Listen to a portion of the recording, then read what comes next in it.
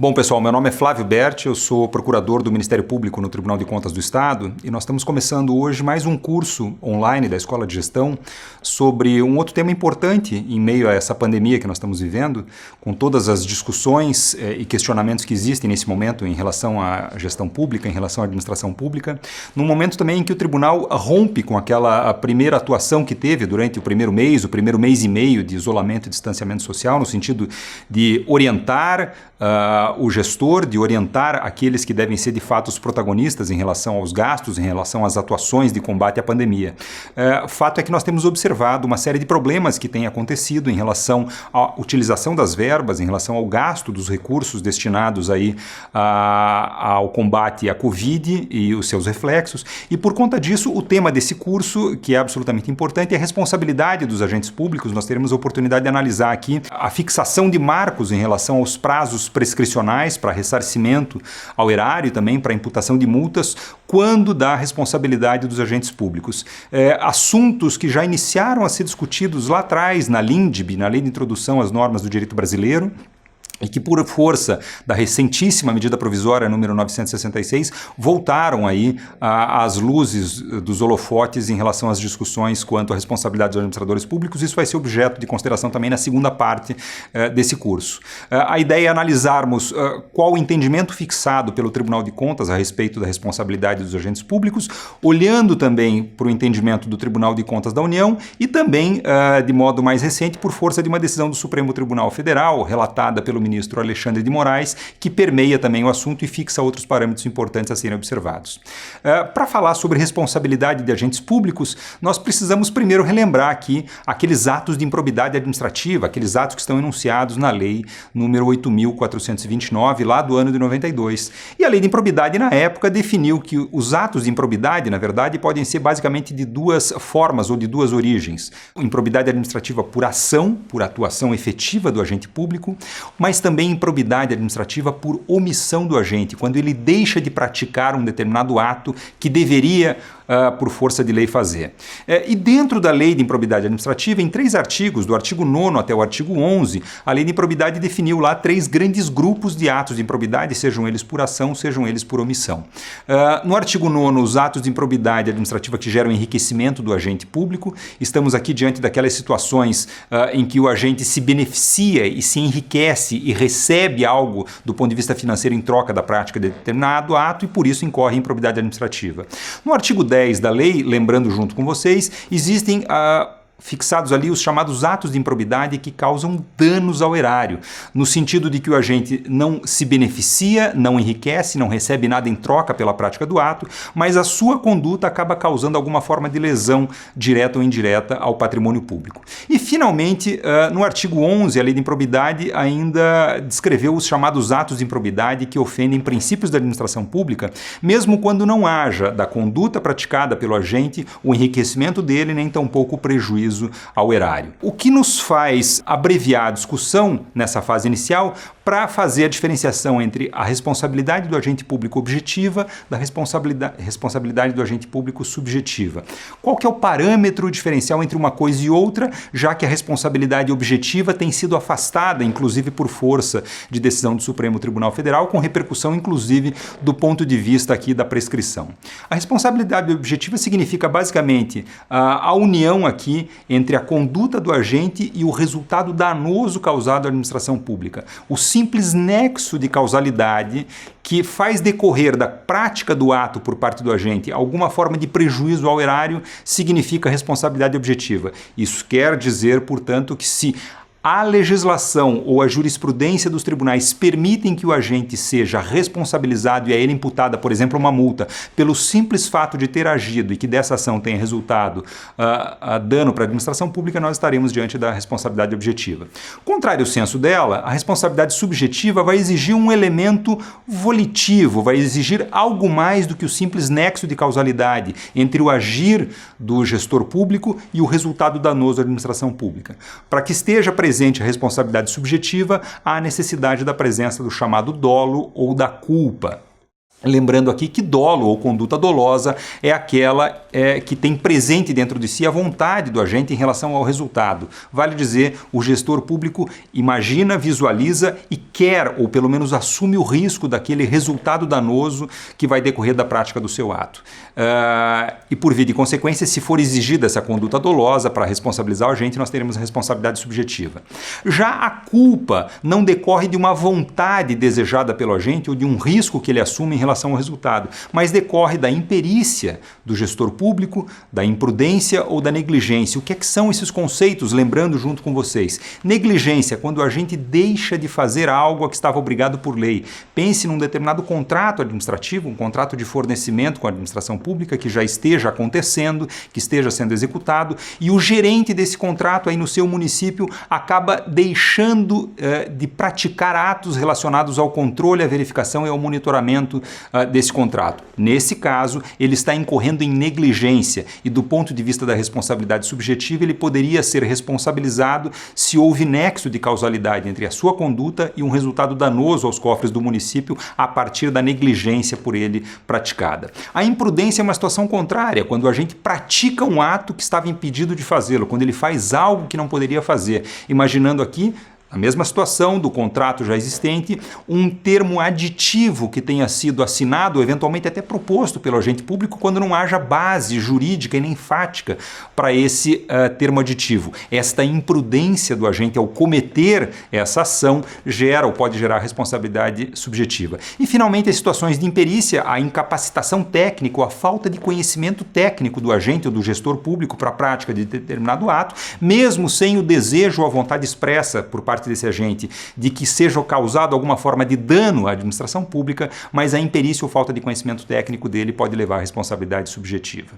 Muito bem, do ponto de vista dessas atribuições de responsabilidade, seja objetiva, seja subjetiva, nós temos que rememorar aqui nesse curso da Escola de Gestão o pré-julgado número 26, que é a norma que está valendo, ou o entendimento que está valendo hoje de modo consolidado no Tribunal de Contas, ainda que tenha sido solicitada recentemente a reabertura de discussão em relação a esse pré-julgado. O que vale hoje, nessa data em que o curso está sendo divulgado para vocês, é os termos e o teor do pré-julgado 26, que faz uma divisão do ponto de vista aqui da prescrição, ou seja, da impossibilidade de responsabilizar o agente pelo decurso do prazo em relação a dois elementos distintos. Uma coisa é a reparação do dano efetivo causado ao erário, aquele prejuízo que o ato praticado pelo administrador público, praticado pelo gestor, praticado pelo fiscal do contrato, por exemplo, ou pelo secretário municipal, causa à administração pública. Diz o pré-julgado número 26 do Tribunal de Contas, com base no acórdão que vocês visualizam aí no slide, o acórdão 1030 do ano 2019, aprovado pelo Pleno do Tribunal de Contas, que esta reparação de dano, ela é imprescritível, vale dizer, não há possibilidade de o decurso do tempo impedir que o agente seja responsabilizado por ressarcir o prejuízo causado por ele à administração pública em razão da prática do ato ou da falta da prática do ato, no caso de uma omissão cometida por ele. A base para essa decisão do Tribunal de Contas é o artigo 37, parágrafo 5º da Constituição Federal. O mesmo pré-julgado 26 do Tribunal de Contas, fixado no acórdão 1030, estabeleceu sim um prazo de prescrição no que se refere à imputação das multas, das outras sanções que não o ressarcimento de danos causado ao erário. E aqui, embora não exista nenhuma fixação expressa na Lei Complementar número 113, a chamada Lei Orgânica do Tribunal de Contas, o Tribunal houve por bem, nesse pré-julgado número 26, entender que existe uma prescrição de 5 anos para responsabilizar o agente, cobrando-lhe multas a ele imputadas pela prática daquele ato, 5 anos a contar da prática daquele ato tido como irregular. Esse prazo de 5 anos ele sempre será interrompido a partir do despacho de citação na ação de execução que visa receber e constringir o agente a pagar essa multa. Há um reinício de contagem do prazo de 5 anos a partir do trânsito em julgado da decisão que responsabilizou, sem que se possa, na sequência, suspender ou interromper de modo intercorrente. Portanto, para o Tribunal de Contas, para fins do pré-julgado número 26, a reparação do dano a pena de ressarcimento de dano ao erário, esta é imprescritível. Já a imputação de multas e outras formas de sanções prescreve em 5 anos, decorrido, portanto, esse marco temporal superior a 5 anos a contar da data da prática do ato, não será possível imputar, ou pelo menos se imputada, não será possível cobrar multa do gestor público. Observação importante que eu faço aqui, um pequeno parênteses, nesse mesmo processo que resultou na decisão do pré-julgado número 26, eu, à época, procurador-geral ainda do Ministério Público no Tribunal de Contas, havia expedido um parecer sugerindo aqui, inclusive, uma proposição legislativa, dada a falta de previsão desse prazo de 5 anos na lei orgânica do Tribunal, na lei complementar 113, que o Tribunal encaminhasse aqui uma mensagem legislativa para que a Assembleia desse conta de fazer uma alteração e fazer uma prescrição objetiva em texto de lei a respeito do assunto. Essa sugestão acabou não sendo acolhida e vale os termos do que está no pré-julgado número 26. O que se fez ali na decisão do Pleno do Tribunal de Contas foi aplicar de modo analógico o prazo de 5 anos de prescrição em relação às multas imputadas ao agente público por conta da prática de atos ilegais, prazo esse de 5 anos fixado num decreto federal muito antigo, lá da década de 30 do século passado, especificamente o decreto federal número 20.910 de 32, que já contava ou já estabelecia os 5 anos de prazo prescricional em relação a danos causados à administração pública. Essa posição do tribunal que está consolidada e que vale, portanto, para os 399 municípios do estado do Paraná, no que se refere à responsabilidade de agentes públicos, ela é diferente da posição adotada pelo Tribunal de Contas da União. Como vocês aí, jurisdicionados no interior do estado, eventualmente acabam também se beneficiando do recebimento e do repasse de verbas públicas federais, que por via de consequência acabam sendo controladas via Tribunal de Contas da União, vale a pena dar uma olhada também e termos em mente o entendimento e a posição do Tribunal de Contas da União a respeito. Essa posição do TCU, ela está fixada no Acórdão 1441, lá do ano de 2016. E para o Tribunal de Contas da União, em relação àqueles repasses de verbas federais para estados e eventualmente para municípios e para demais entidades federais, não vale os 5 anos, vale o prazo de 10 anos conforme está prescrito no Código Civil. Portanto, em resumo, repasses estaduais, gastos feitos por municípios, eventual responsabilização contra os agentes públicos municipais no Paraná e eventuais responsabilizações contra agentes públicos estaduais, imprescritível no que se refere ao ressarcimento ao erário e 5 anos de prescrição, impossibilitando, portanto, a reparação no que se refere às multas. Mas, se o repasse for federal e a competência for do Tribunal de Contas da União em relação às eventuais prestações de contas, o prazo será de 10 anos conforme o Código Civil a partir do que decidiu o Tribunal de Contas da União. Vale a pena também, nessa primeira parte desse curso, que vai ter ainda outras falas com o analista Vilmar, que vai conversar com vocês do alto da sua capacidade sobre os demais critérios e as demais discussões a respeito da responsabilidade, dá uma olhada também no recurso extraordinário lá do Supremo Tribunal Federal, que foi relatado pelo ministro Alexandre de Moraes. Aparece inclusive aí no slide disponível a vocês o número desse recurso extraordinário. E o ministro Alexandre de Moraes acabou adotando algumas premissas, na minha opinião, relativamente questionáveis, para definir e fazer uma diferenciação que não aparece no pré-julgado 26 do Tribunal de Contas do Estado e também não aparece na decisão do Tribunal de Contas da União, naquele acórdão mencionado por mim, o 1441. Para o Supremo Tribunal Federal, a partir deste voto condutor do ministro Alexandre de Moraes, há que se separar em relação a uma eventual imputação de responsabilidade aos agentes públicos por conta da prática de improbidade administrativa, se o ato ou a omissão de improbidade foi dolosa ou não, lembrando aqui dolo, aquela vontade de praticar o resultado e de causar o dano à administração pública. Porque diz o ministro Alexandre de Moraes, e decidiu o Supremo Tribunal Federal nesse recurso extraordinário, que iniciou numa discussão sobre um repasse de verba federal lá para o estado de Alagoas, a competência era do TCU, portanto, em relação a essa análise, o Supremo decidiu o seguinte, ou o ministro Alexandre de Moraes partiu das seguintes premissas: tribunais de contas não julgam pessoas. Tribunais de contas realizam única e exclusivamente julgamentos técnicos a respeito de contas e prestações de contas. Tribunais de contas, ainda segundo uma premissa utilizada pelo Supremo Tribunal Federal nessa decisão, imputam débitos quando haja irregularidade praticada pelo gestor, mais dano causado à administração pública, aquele nexo de causalidade. E uma eventual prescrição ou a falta de uma prescrição em relação a punição ou a pena de ressarcimento de danos dos agentes ao erário causaria muita insegurança jurídica a esses mesmos agentes públicos, a esses mesmos gestores públicos, o que por via de consequência, segundo parênteses abertos pelo Supremo Tribunal Federal, implicaria aqui numa ofensa ao amplo direito ao contraditório e ao amplo direito de defesa. Por conta disso, o que é que fez o ministro Alexandre de Moraes nesse recurso extraordinário que acabou sendo objeto de julgamento e acompanhado aqui pelos ministros do Supremo? Se a prática do ato foi dolosa, de fato não existe prescrição para responsabilizar o agente em relação ao ressarcimento de danos ao erário.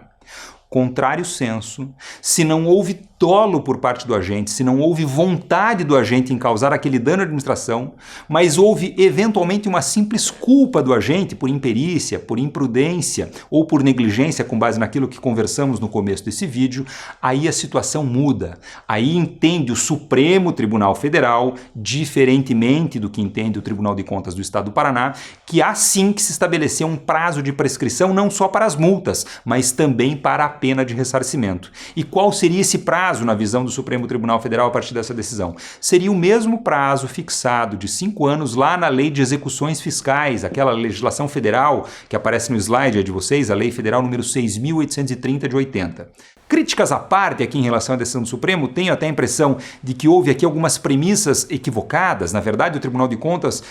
pratica sim julgamentos em relação àquelas matérias da sua competência, incorreu em erro na minha avaliação o Supremo Tribunal Federal ao desconsiderar esse fato e mais, incorreu em erro também o Supremo Tribunal Federal ao considerar que a falta da fixação de um prazo